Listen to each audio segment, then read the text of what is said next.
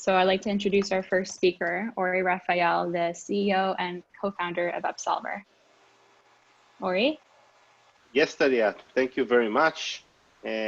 So I'm gonna pass the torch to Luker in a second. We're gonna start the webinar.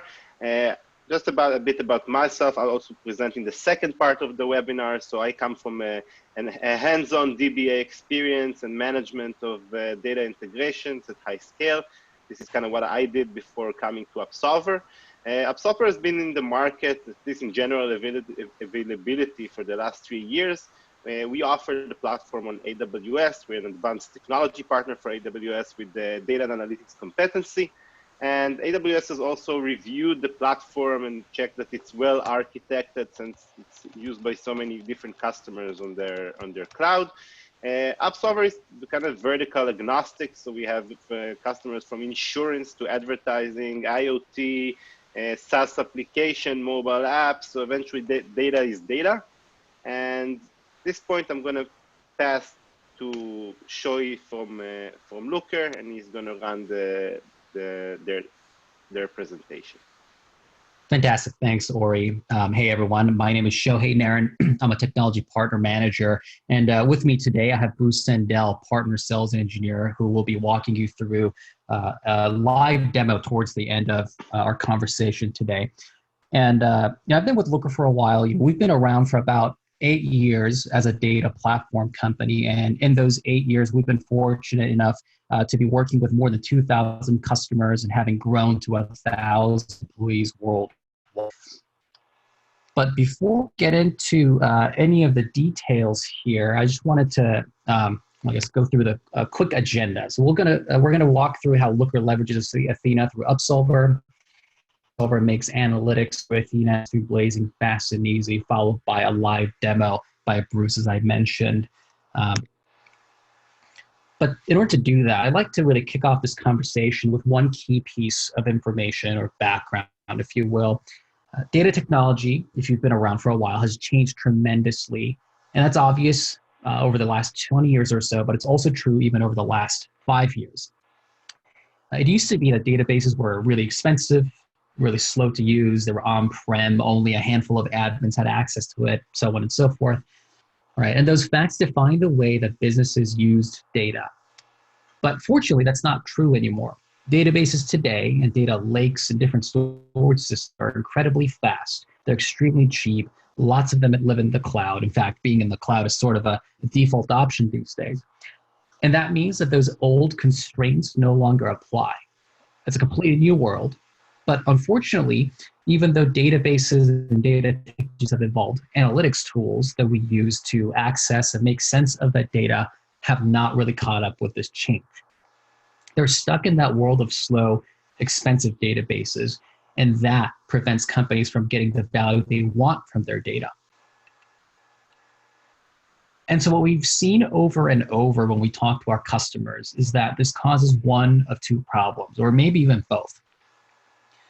One thing that we see all the time is a terrible bottleneck. There's maybe only one team or sometimes just one person that can access this data. And so every single question has to go through these teams. So everyone, every time they need data, gets in line and waits in line. It's frustrating for the people in line, and frankly, it's frustrating for the analysts too, because they have better things to do than write the same SQL over and over again. What ends up happening is people stand in line once, maybe twice, and by the third time, they're sick of waiting, so they just go make the decisions they have to make without this data.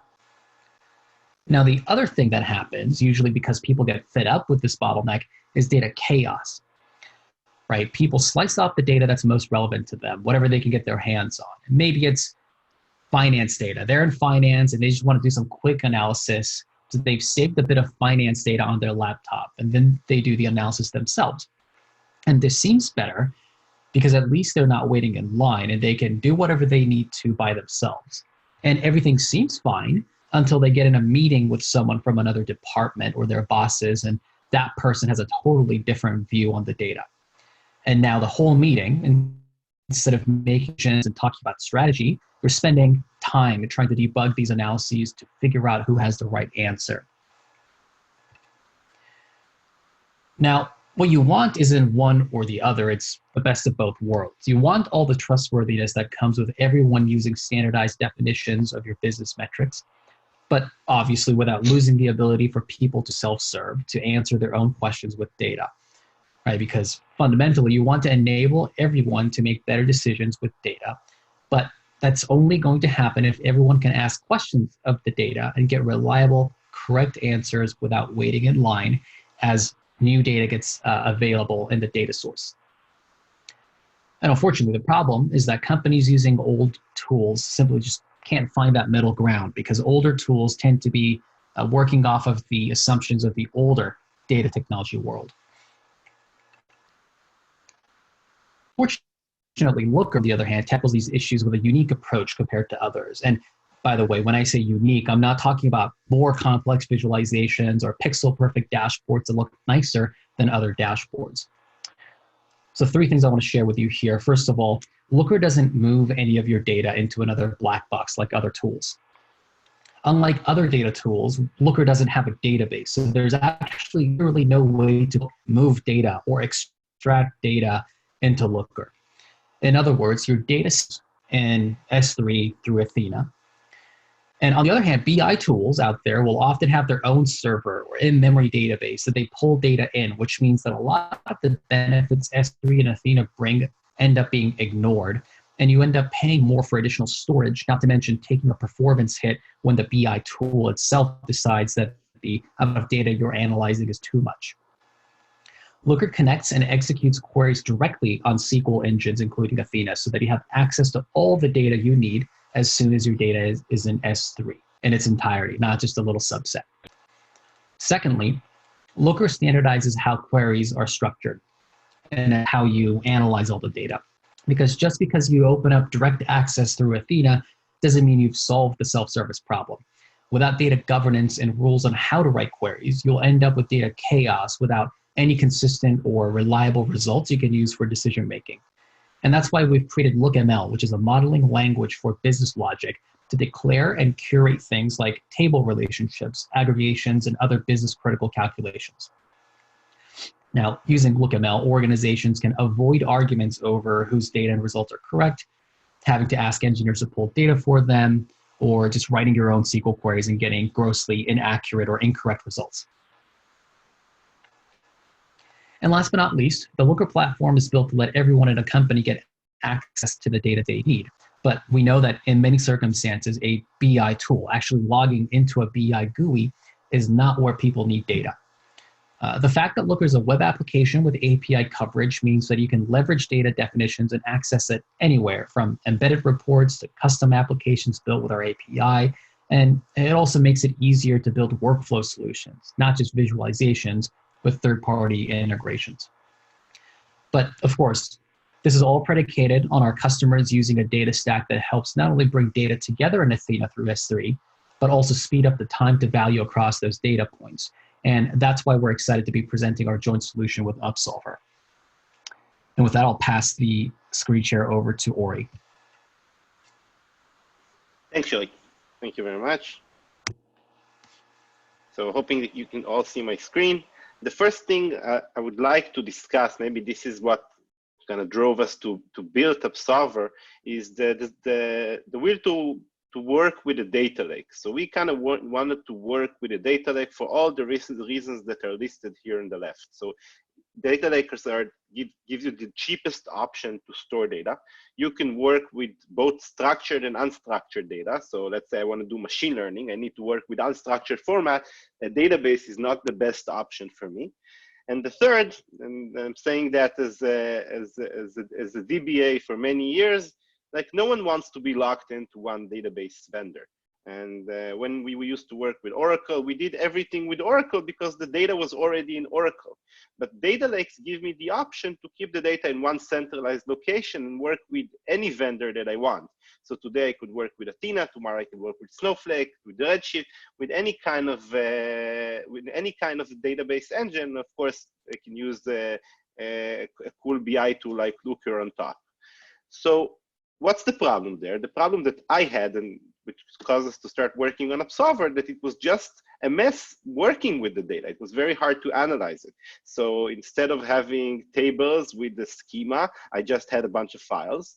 The data was not optimized in any way, so the performance wasn't good, and I needed to pay attention to a bunch of best practices of how to store data on object storage, like Amazon S3. And it was very low-level engineering. So the people in my organization that were actually able to work with the data lake were skilled people. It was, when I say skilled, they knew Scala, they knew Spark, they knew distributed system, they knew DevOps. It was just too many skills, and eventually it kind of became a unicorn hire for us. And it slowed down the pace in which we innovated with data. I think that's pretty much the same for every company that's doing a data lake.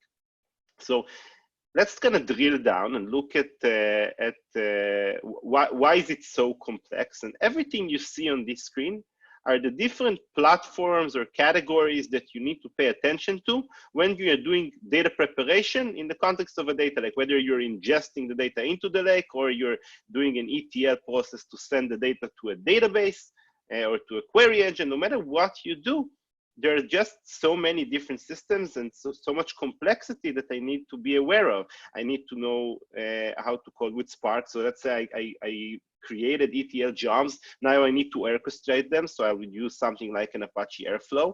And if I'm kind of managing a large state, which we did in the past, so I used Cassandra as well to manage that large state. And then I needed to make sure that all of these systems are well integrated together. And that's a slow process. So if someone asks a question about, like, wants to ask a new question on the data in the lake, that's a sprint. So that's a project. It's not something that I can do quickly. And I think that those are the two biggest challenges today: the long time to value for big data, and the other is the accessibility that only expert can use the data. And people like me that were DBAs, that knew SQL very well, that knew how to work with data, we didn't have a way to work with the data lake unless we acquired a bunch of new skills. So that's the reason we built Upsolver. And Upsolver has two main parts. The first part is the visual interface, and this visual interface also incorporates SQL, since the SQL is the language of data, and we want every person, every data practitioner to be able to work with the data lake. So this is why Upsolver is SQL based. So let's say I went to Upsolver, I built the data processing job that creates a table that I can query later with the, let's say I put the table in Athena and I query it with Looker. And there needs to be an engine that actually creates that table. So that's the stateful event processing, that blue box that you see here.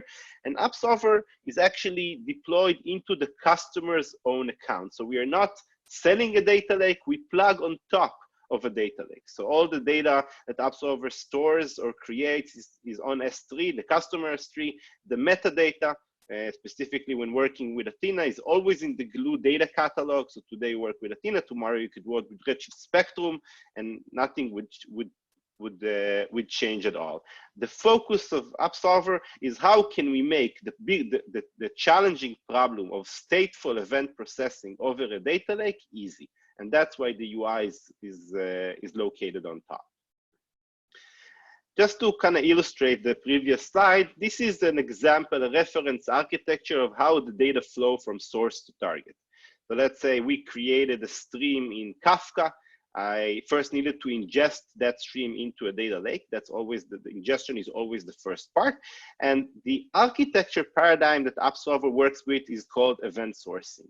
So first, let's keep a log of all the events. Let's not make any changes during ingestion, except maybe masking of private data. Let's keep the data as is, create that immutable log, and then start ETLing that immutable log into different targets. So one ETL can go to Athena, another to Spark, another to Redshift. So you can choose different targets, but the cool part is, since we have that immutable log, we can always go back in time, fix any errors that we have made, or just check new hypotheses that we have with all the historical data. This is kind of a paradigm shift in how you think about data analysis. So when I worked with a database, the first step was always to create a table model, like a relational table model, and then start creating views from that relational model. And that took time. So ETL was kind of a bottleneck every time we wanted to add new data because someone needed to create and update the relational model. Here we are completely skipping that relational model. We are starting with the raw data, with the immutable log, and moving directly into the view which answers a specific business problem. So what is the impact? So why people actually use Upsolver? I think maybe the number one thing that people always like is the difference in time to value. So if a process took 6 months to do using open source, like some of the open source that I've mentioned before, it will take 95% less time in Upsolver. Like it allows organization to actually focus on the features they want to develop, the data analysis they want to do, and not on building data pipelines and infrastructure. The entire way of thinking in Upsolver, and I'll show that in the demo, is what's my data transformation? How do I want to take my raw data and make it queryable without thinking about all the intricacies of how I need to actually implement that on top of a data lake. So that's why you see that 95% difference is with the difference between no code and to actually coding everything with several systems. The second thing that's been very important is the self-service.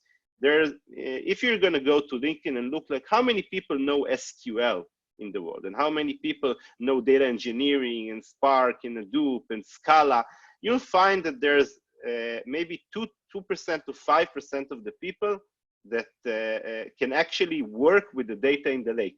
So all the traditional analysts and DBAs cannot get that self-service access, and that's not something that will allow data lakes to succeed. And that's something that Upsolver solves. So you'll get 20 times more users working with the data lakes directly. And the example here is good, like the companies that's managing a data lake, and companies that knows a lot about data analysis, but they're not, but they don't have a big data engineering team.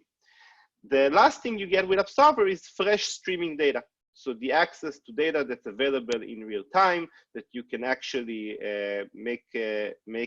act on when it's still relevant. The next slide kind of, so when I tell people that I provide a system that's very easy to use, the first thing people think about, it's not flexible. So ease of use will always come on the expense of flexibility. So there is a trade-off between flexibility and ease of use, and that's not the case. And that's also one of the reasons we chose SQL as the main interface to work with Upsolver.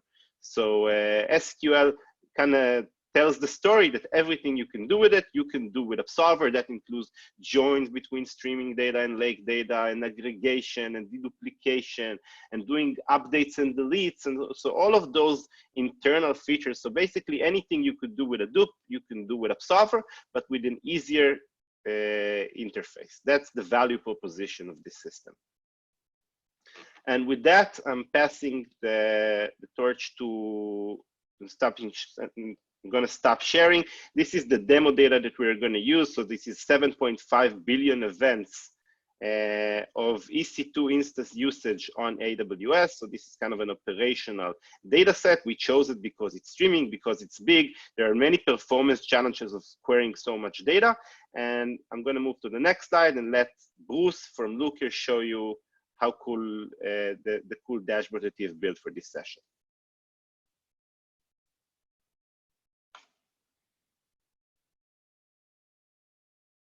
Hi, everybody. Thanks for joining. So this is a Looker dashboard that's on top of the data set that Ori described. So a few things I want to point out before we get started here is number one is that this is all built on top of Athena. And as Shohei mentioned, we don't have our own data store anywhere. We're not cubing the data or extracting it into our own BI engine anywhere. We're querying directly against the Athena database. And Yeah, Looker, we're big fans of Athena because it's got such a low barrier to entry. Everybody's got data stored in S3, and Athena provides us a really easy way for people to start to quickly derive data from value from that data. Over time, though, you know, if you're storing a bunch of CSV data in there, you can imagine if you've got, you know, hundreds of thousands or millions of CSV files comprising terabytes of data, that it can be a challenge to get good performance out of it. So, you know, Athena has a number of different ways that that you can improve the performance against that data, and Upsolver does a great job of automating all of those tasks so that, you know, you get to just use your data in Athena in the most performant way possible.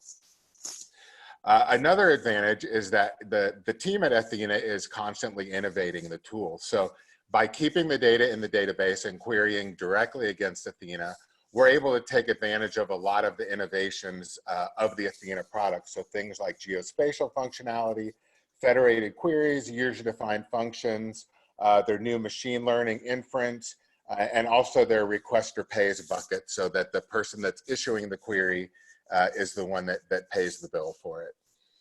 So the dashboard that we have in front of us is a pretty typical Looker dashboard. We've got some key performance indicators, we've got some time-based charts, and then just some summarized information. In this case, we're summarizing data by AWS regions. And down here we have summaries by both AWS region and date on the number of CPU hours. So Looker dashboards are designed to be just a starting point for your data exploration and your analysis. So, you know, rather than being, you know, a static view of data, you can go to a high-level aggregated view of data. Like, for instance, we have 114 clusters, and if we wanted to get a little bit more information about those 114 clusters, we can just click on it.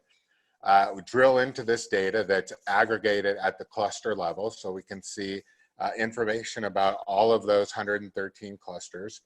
And then if we wanted to see information about the individual hosts within a cluster, we can just further drill into that data. And because we're connecting directly to Athena, we have access to all of the row level data that's beneath there. If I'm responsible for managing these clusters, I know that there's a lot of volatility in the number of clusters that we have during the day, but you know, there's no reason that the number of clusters that, you know, that we have active should ever drop below 100. And if it did, that would be, you know, an issue for us. So I can go ahead and just click on this, and I can set an alert that if the total number of clusters ever falls below 100, I can have it email me, and I want to know early and often if this is happening. So I can set an alert on any piece of data that I see in this dashboard that's interesting. If I take a look at this CPU's host hours per region, this is really interesting data to me. So what I want to do is customize this view of the data to be more appropriate for my job. And in my case, I'm responsible for managing the hosts in our APAC region. So I can click on the title of any dashboard tile, and that's going to take me into Looker's Explore section. Looker's Explore section is where users come to do all of their own investigation, do their slicing and dicing of data, build their own visualizations. This is where all the visualizations that you see in the dashboard were created as well. So what I want to do is take this existing visualization. I'm going to add an additional filter to it, so it just has the hosts that are relevant to my region. So I'm going to go ahead and filter this to just hosts in the APAC region.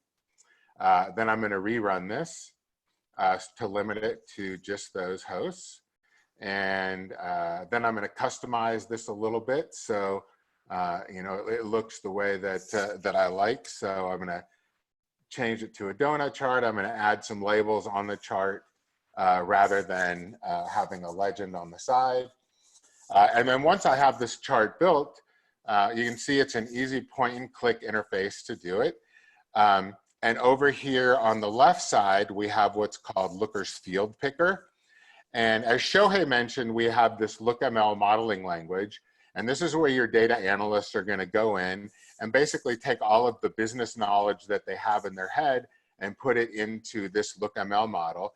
And the results of that LookML model are presented to the user in the form of this field picker. So they can go through and do all of their own self-service reporting. They can just point and click at any of the values that they're interested in.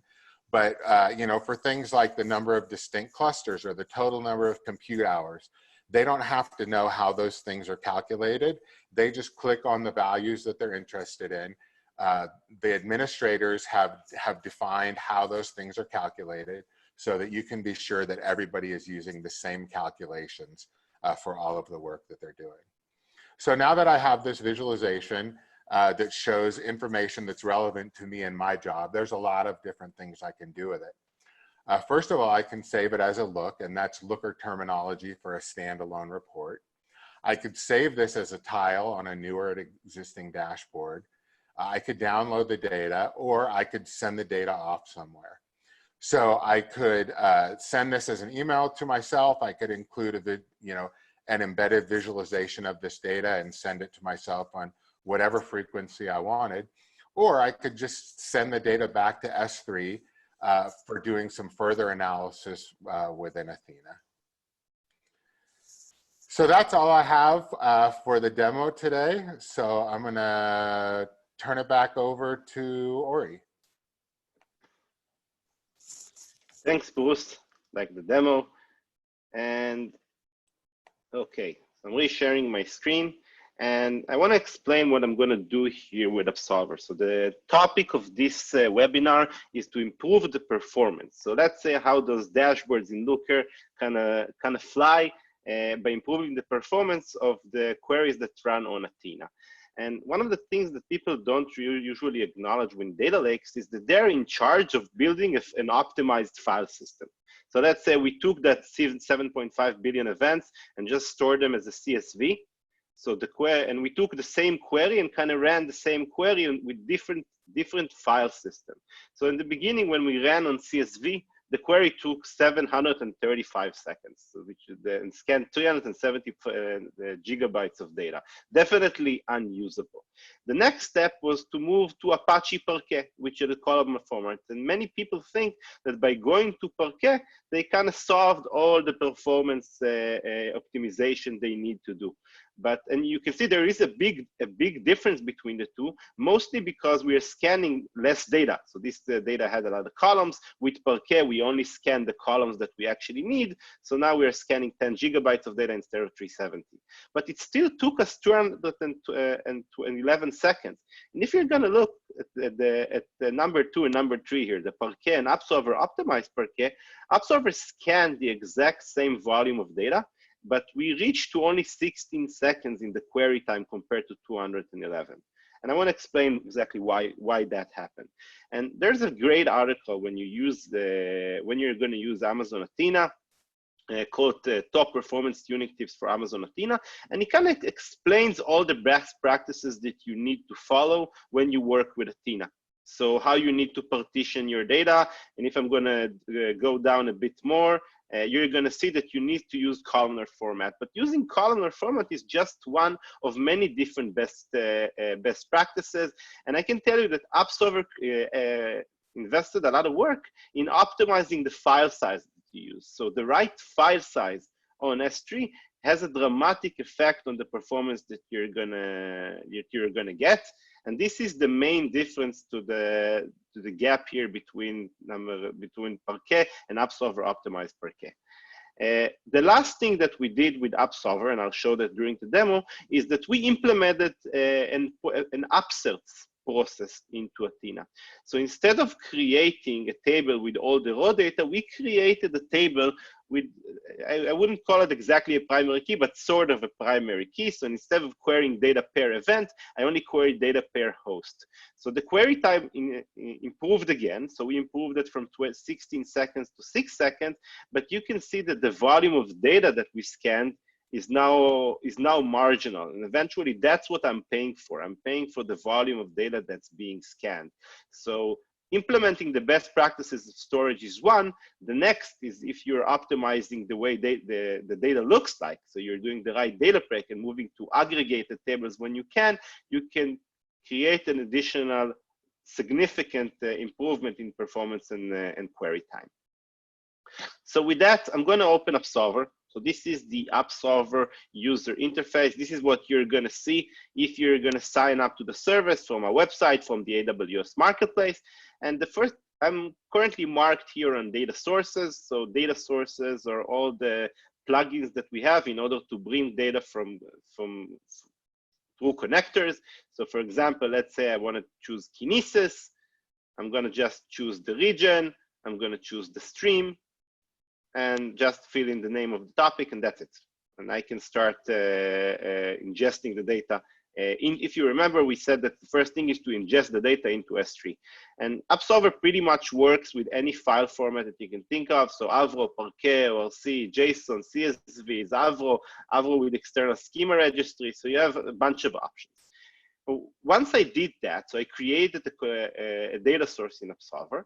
Upsolver is not just going to ingest the data to S3, it's also going to create a visualization of the data. And I think the right way to describe it is a schema on read. So what you see here is everything here is auto-generated by Upsolver. So this schema represents the 7.5 million events that we ingested. You can see like the growth in the stream since we started ingesting it in 2018 to the most current time, which is now. And it's also a nested schema. So I think in 90% of the cases, data is usually in JSON format or in nested format, and we could work, the schema on read will include that. Another nice part is that the schema, so every field here within the schema also has statistics. So like I chose this cluster type field. I see that it has some nulls, so about 4% of the data is null. There are 9 distinct values for cluster type, compute being the most common one with 77%. And everything you see here is interactive. And it lets me understand what's happening in my raw data. Like, why was there such a spike here? So let's maybe just mark this part. And now I kind of zoomed into this part, and now both the schema and the statistics are refreshed according to that part. This architecture approach is called event sourcing. Store a copy of all your raw data, create a strongly typed schema, and then use that strongly typed schema to create ETLs from the event source to different data targets. This is the path you follow in Upsolver. So the next step, I'm clicking here on this button called New Output, and now I can send the data from my event source to any target. So showing you some examples here, so Athena and Redshift and MySQL and Elastic. I think with Snowflake here on the bottom, you can send the data directly to Kafka and Kinesis, send it to other object storage. And the topic of this session is Athena. I'm going to choose Athena. I'm going to call it Webinar Looker. And this is the page where you're going to do your data transformation. And like the main interaction an Upsolver user has with the Upsolver is defining data transformation, which is the reason we decided to incorporate SQL here as well. So how does it work? Well, let's say I'm going to switch here to the SQL. I can just start adding a bunch of fields. So I know that thinking about what Bruce showed, he showed that there is a region. He shows that there are clusters. So let me add the cluster ID. And that there are many different hosts. So I can add the host as well. So this is how I'm creating my transformation. So basically what I'm doing here, I'm going to map this data.tags.aws region field, and I'm going to map it into a column in Athena called region. So if I'm going to click on preview, this is the table that I would create in Athena once I click on run. So Upsolver serves as the ETL tool for Athena. And maybe the hard part, there are actually two hard parts. The first is support everything that SQL supports, but on top of a data lake. So a data lake is not indexed like a database. It's just a bunch of files. And if you scan all the raw data every time you want to do an operation, nothing would work fast. So for example, I'll show you an example of what I can do with Upsolver. So I'm going to do a group by. I'm going to take those 3 fields that we created, and I'm going to add them to the group by to make it an SQL state, a legal SQL statement. What have I missed? Just a second, I'm going to do that again. I think I had an extra comma somewhere there. Excellent. Okay, and now I can start adding different aggregations. So for example, I can take the max timestamp from the data, and you can see that everything is with autocomplete. And like having autocomplete on top of your data lake only happens since we created that schema on read as a first step. So I'm going to call it time, and this is going to be a timestamp field. This is kind of how I'm going to do those transformations. Let me click on preview, and maybe also remove this. So this is kind of the way you're going to work in Upsolver. You can either work with the SQL, or you can work with the UI, and everything is bi-directional. Everything that I do with the UI happens in the SQL. Everything I do with the SQL happens with the UI. Once I actually go ahead and click on run, it's asking me about integration parameters to Athena. So I'm choosing the bucket on S3. You can see that I have connection to an Athena database. I'm going to choose the database called Demo. I'm going to call it Webinar with Looker. Click on Next. And the last part is I'm going to choose from when I want to run this ETL. So this is my event source. I have data sends this time in 2018.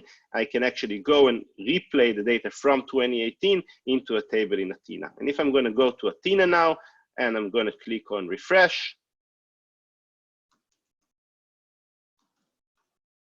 you can see that I created that table called Webinar with Looker.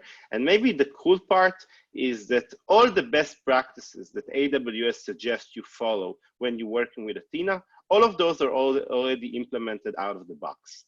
So I'm going to get that much better performance. I'm going to use Parquet. I'm going to use the right file sizes. I'm going to use the right partitioning, compression. So all of those are baked in, and you don't need to think about them. So actually, the time, if we kind of take a step back and say what did we do in the last few minutes, it took us about 5 to 10 minutes to go from a stream in Kinesis to a table that I can query in Athena and use the Looker visualization on. I didn't need to spend time on anything except my data transformations. Other than that, so maybe just to better understand how Upsolver works. So Upsolver runs on clusters. It's a multi-cluster model. All the clusters don't have any shared resources except the data on S3. So you just define the minimum size of the cluster, the size of the instances that you want to use, and like how aggressive do you want to be with your scaling. About 3 parameters, and this is all the AT that you're going to do with Upsolver. The cluster are fully managed. They run on EC2. They are using spot instances to save costs as much as possible. So I think kind of the way Upsolver is thinking about its features. So will my user actually care about that interaction? Do users want to do IT management on top of the data lake? They don't. So we give them autopilot clusters. They want to think of orchestration. They don't really want to think about orchestration. So we auto orchestrate. Meaning the easy to use experience is kind of the purpose of the platform. So I hope all of that made sense, and like also the process of how to start, like, and why is it so important to work with an optimized file system with Athena, and what a dramatic impact it has on your performance, how like also on the cost of your queries. And like, if I'm going to sum up why Upsolver complements Athena. So right now, if you're going to go to the AWS Athena page, Upsolver is the only partner recommended by AWS for Athena. So there's only one partner there on the list. So we are the only ones really solving all the data integration platform for Athena. The problem is usually self-service data prep for users that are SQL fluent, and improving the query performance that you're going to get from Athena. What I didn't really cover in this webinar, we'll probably cover in additional webinars, is how Upsolver implements upserts, how Upsolver lets you enforce compliance, GDPR and CCPA with Athena, delete user data on a granular level. And kind of that's it. So happy to answer any questions, and I'm sure that Choi and Bruce would join me as well.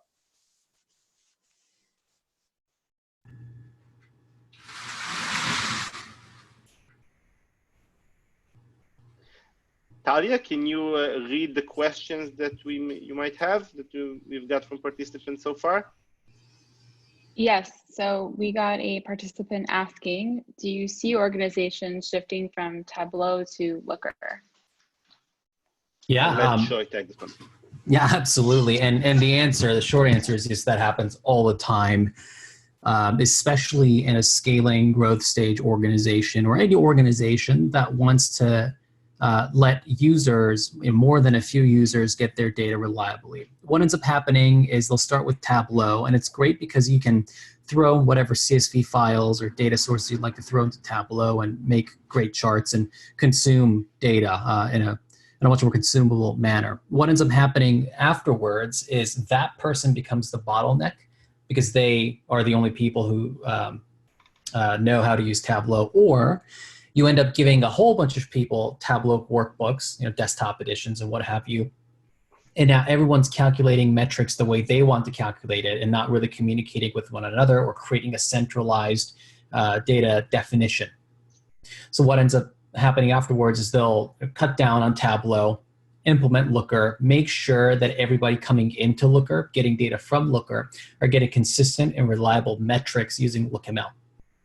And once that happens, you can pipe data out to Tableau. You can pipe data out to, let's say, a Jupyter notebook, for example. But really the key message there and takeaway is that without having a standardized data definition layer, it's going to be very difficult for any organization to really understand and make decisions based on data.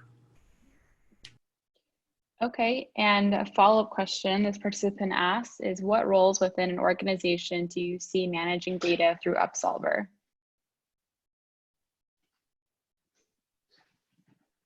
Talia, I kind of broke up. Maybe it's my internet. Can you repeat the question? Sure. The follow-up question was, what roles within an organization do you see managing data through Upsolver? Okay.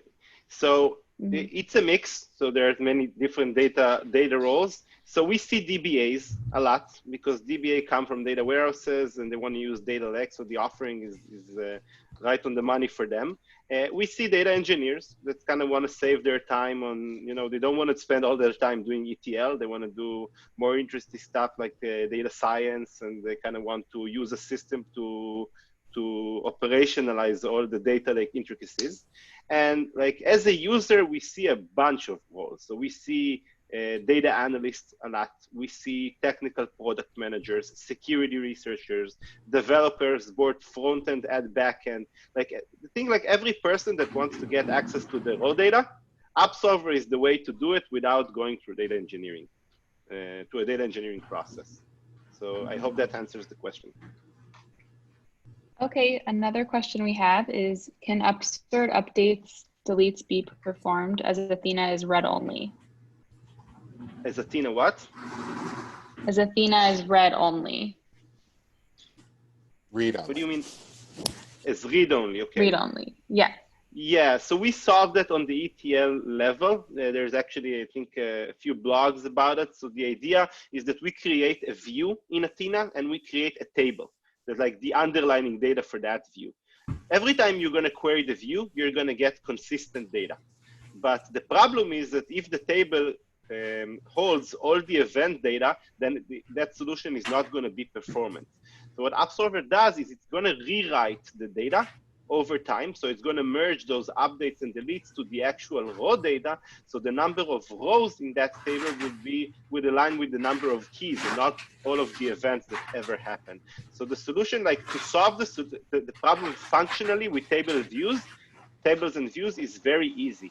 But to make it performant, that took many more months after the functional solution worked. Okay, we have another question. How could we adapt the Upsolver/Looker duo in a multi-cloud environment, not just S3? Yeah, and also to add to that, it seems like there's another participant who had a similar question, and that question was, does Upsolver only work with AWS Athena? What about organizations already using Snowflake? So maybe we can combine the two. Upsolver works with Snowflake as well, so you can work with multiple. Today, the focus was Athena, since we wanted to show how you're going to query the data lake directly. So query S3 directly, but Upsolver works with Spectrum, works with Snowflake, works with Presto and EMR, with Spark SQL. So basically, like a bunch of different targets that are used to query the data. Okay. We have another question. Do you see queries being stuck in Athena's queue at the top of every hour? If so, how do you handle this? I see it from time to time. Can't say that it was a big pain, that I've seen it as a big pain. I'm not doing anything on it. I think it's just something that improves over time. Like I understand what you mean. Like your query is being queued at the moment just because the workload on Athena is high, and probably AWS are going to increase that workload. What I would do is I would contact AWS. I'm also happy to help with that, to pass that feedback in even specific query IDs, and maybe that will help solve the problem faster. Okay, great. Looks like there's one more question. Someone said, our architecture is Oracle, which we're migrating away from, to S3 ORC files to an Athena DB database on which Looker sits and allows our users to interface with the data directly. Where does Upsolver sit in this? We use Spark to get the data from Oracle to S3. So there are two steps. One of them is to get the data from Oracle to S3, and then to take the data from S3 and make it queryable for Athena. Upsolver could maybe also help with bringing the data from Oracle to S3, but let's say our special sauce with taking the data from S3 and make it queryable from Athena, and doing the integration with the Glue data catalog, enforcing all the best practices, allowing transformations and joins with other data sources. This is where Upsolver is going to sit. It's going to be in the middle. We actually have this slide showing you. So Upsolver is can potentially be here in the ingestion part from Oracle using JDBC, but it's definitely going to be here from ETLing the data from S3 into the target that I want to use before I plug Looker on top. And Okay, Talia, I believe we haven't answered the question on the multi-region deployments. And that's an answer for both, like it should be an answer for both Looker and Upsolver. And like with Upsolver, basically you can deploy Upsolver to multiple regions, or you can write data, like run a cluster in one region and write the data to other regions as well.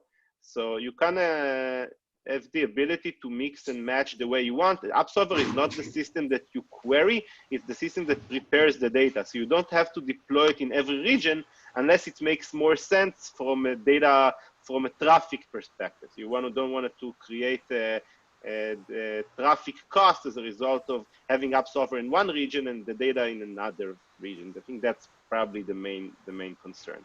And Shoy and Bruce can answer on Looker.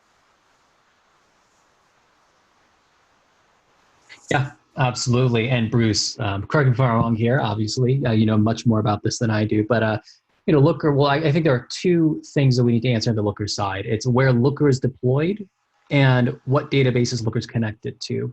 And in both cases, we can be connected to more than one or deployed in more than one region, right?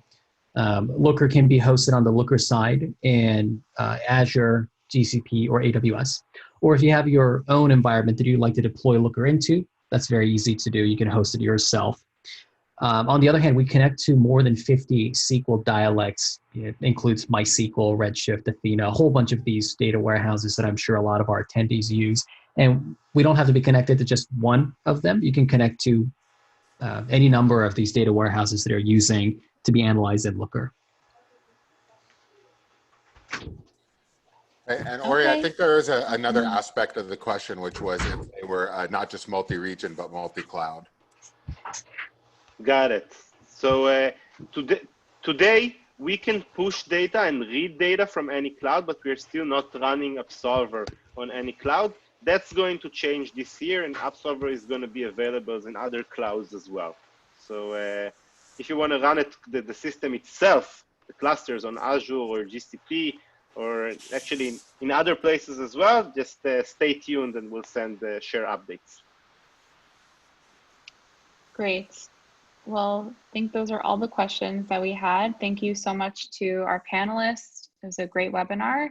We'll be sending out the recording to everybody who signed up. And if anybody has any other questions, feel free to get in touch with us and we'll respond. So thank you, everybody. Thank you very much. Thank you, Talia, as well. Yeah, thanks, everyone. Bye-bye. Bye.